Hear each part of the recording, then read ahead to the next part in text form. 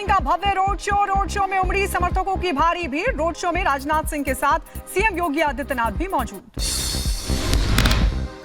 थोड़ी देर में रक्षा मंत्री और लखनऊ से बीजेपी प्रत्याशी राजनाथ सिंह दाखिल करेंगे नामांकन। राजनाथ सिंह ने पूजा अर्चना भी की। लखनऊ में नामांकन पूरा करने तक सुरक्षा व्यवस्था चाक चौबंद। 5 कंपनी पीएससी के साथ सिविल फोर्स की भी तैनाती। ड्रोन के माध्यम से की जाएगी कड़ी निगरानी।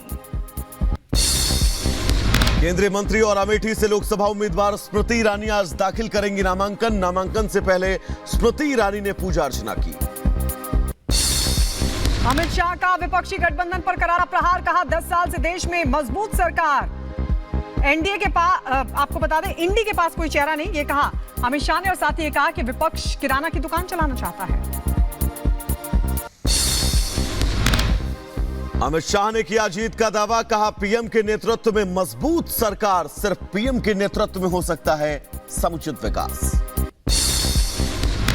सीएम योगी आदित्यनाथ ने राहुल गांधी पर किया जोरदार हमला। कहा राहुल गांधी को देश का इतिहास नहीं पता। राहुल देश के राजाओं का योगदान भूल गए। राहुल गांधी जी हमेशा अपने वक्तव्यों के माध्यम से चर्चा में बने रहने के आदी हैं, जिन्हें भारत के इतिहास और भूगोल की जानकारी नहीं है।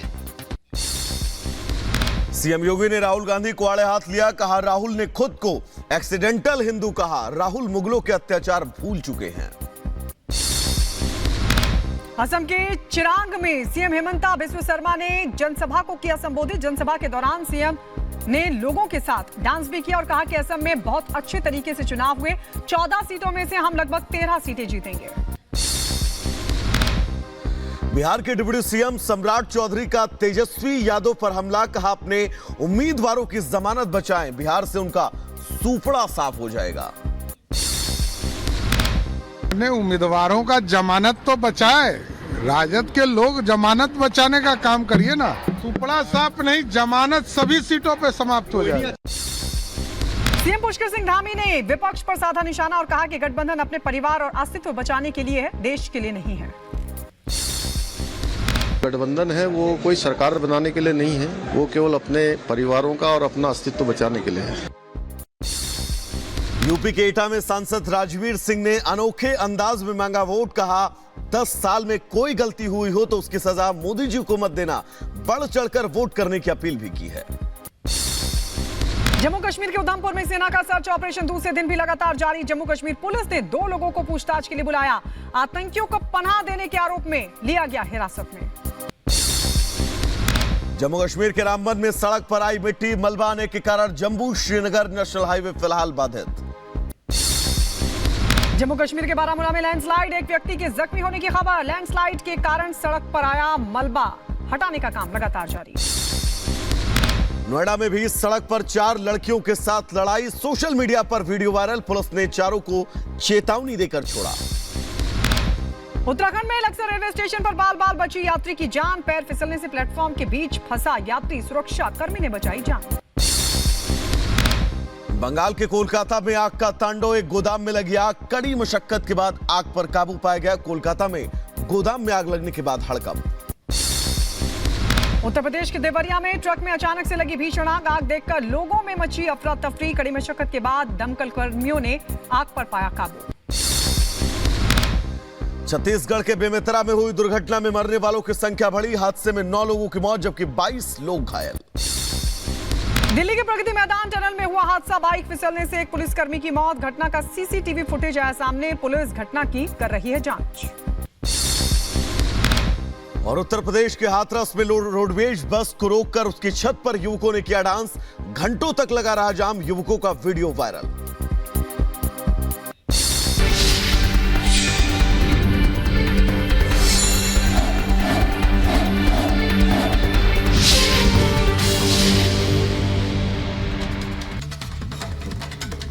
तो अमेठी से एक बार फिर स्मृति ईरानी चुनावी मैदान में हैं और अपने नॉमिनेशन के लिए आज वो एक तरह से कहे पूरी तैयारियां कर चुकी हैं। सामने आ रही हैं और अमेठी में 20 मई को यानी कि 5वें चरण में मतदान है। उसके पहले दिग्गजों का जो नॉमिनेशन है वो फाइल हो रहा है। स्मृति ईरानी जो लगातार डटी हुई हैं, वो अपना घर उन्होंने वहां पर खरीदा, कुछ दिन पहले ही गृह प्रवेश भी किया, ये बताने के लिए अमेठी की जनता को कि वो बाहरी नहीं है बल्कि अमेठी की ही है। अमेठी की जनता को लगातार हर दिन वो यकीन दिला रही हैं कि विकास की रफ्तार अगर कोई आगे बढ़ा सकता है तो वो सिर्फ और सिर्फ स्मृति ईरानी है। राघवेंद्र हमारे साथ ज्यादा जानकारी देने के लिए। राघवेंद्र, बताइए कितनी देर में नॉमिनेशन फाइल करेंगे स्मृति ईरानी, क्या तस्वीरें वहां से?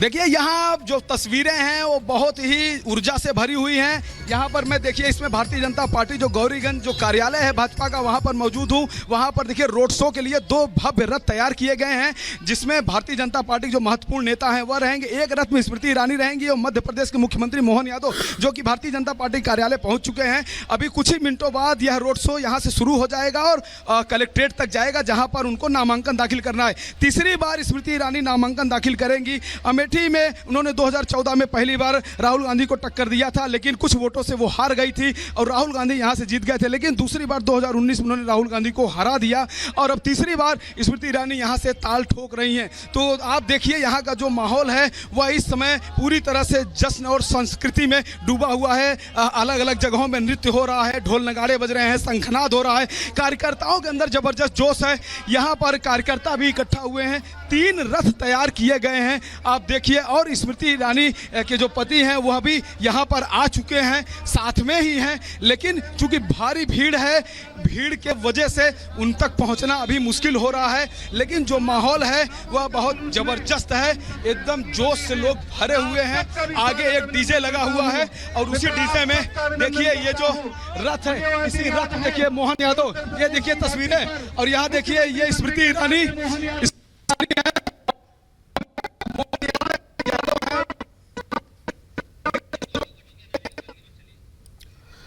तो बिल्कुल भव्य रोड शो की तस्वीर हम आपको अमेठी से दिखा रहे हैं। लखनऊ का रुख करेंगे, हमारे साथ अनामिका काली जुड़ी हुई हैं। अनामिका, इस वक्त लखनऊ में आप कहां पर मौजूद हैं, रोड शो कहां पर पहुंचा है, कितनी देर बाद नॉमिनेशन होगा और इस वक्त माहौल कैसा है बीजेपी के पक्ष में इस रोड शो को लेकर?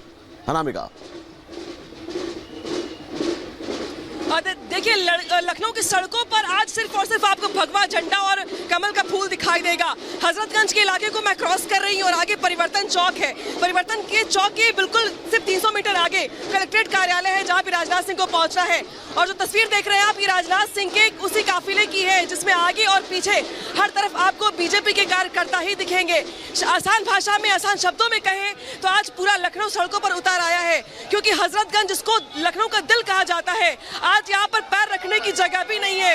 रथ देख रहे हैं राजनाथ सिंह का, जिस रथ पे राजनाथ सिंह सवार है, उनके बगल में उत्तर प्रदेश के मुख्यमंत्री योगी आदित्यनाथ दिखाई दे रहे हैं आपको।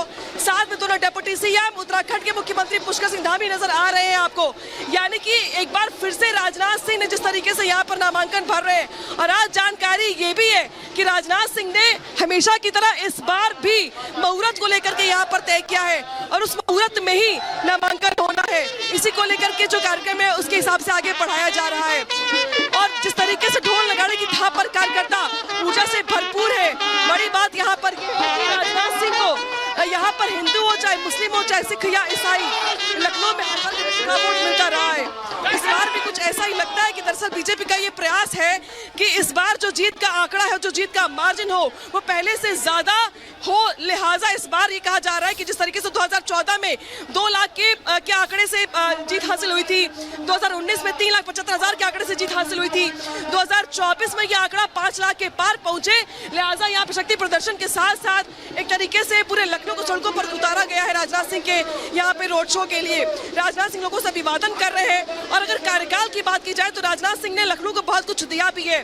पहले लखनऊ के बहुत सारे इलाकों पर ट्रैफिक जाम की दिक्कत होती थी, तो इसको लेकर के जितने भी बड़े बड़े बाईपास बनाए गए या जो हाईवे बनाए गए, उसमें राजनाथ सिंह का बहुत बड़ा योगदान रहा।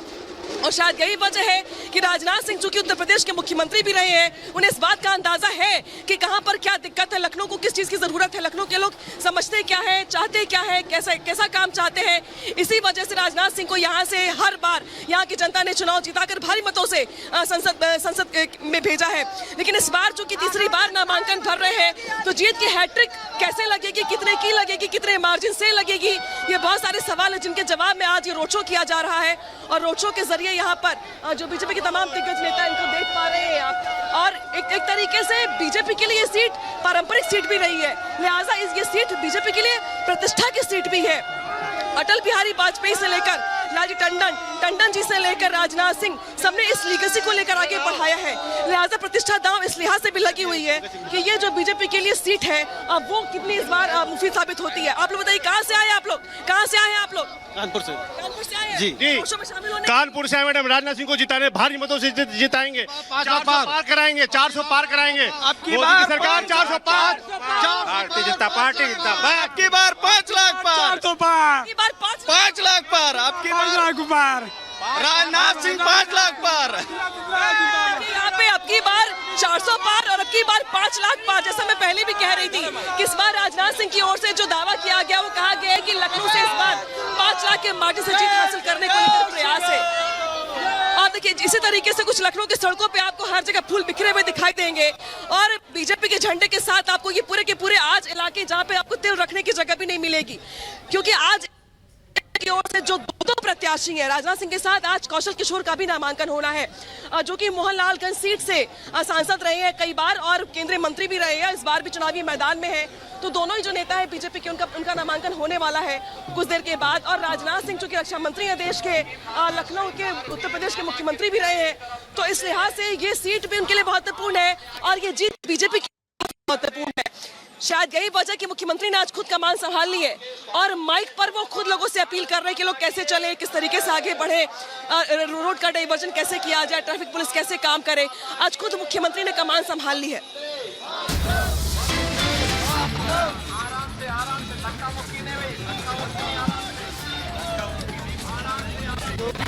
से